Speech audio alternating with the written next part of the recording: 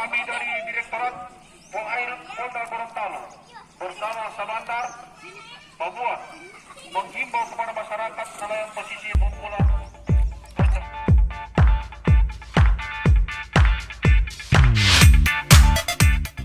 Assalamualaikum warahmatullahi wabarakatuh.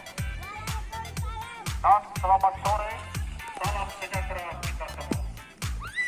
Dihimbau kami dari Direktorat Polair Polda Gorontalo bersama Sabandar Papua menghimbau kepada masyarakat nelayan pesisir Bungkulan, Kecamatan Kapuas, Kabupaten Pahuato, Provinsi Gorontalo,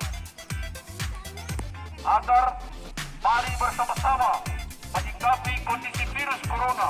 Nah, untuk itu perlu dilakukan hal-hal sebagai berikut. 1.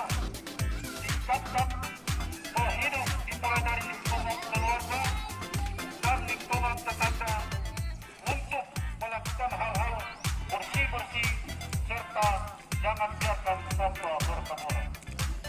2. Mengurangi aktivitas keluar rumah jika tidak perlu. Mengurangi interaksi, saling kunjung mengunjungi. Salam-salaman, mengingat virus corona COVID-19 proses penularannya sangat cepat apabila terjadi kontak.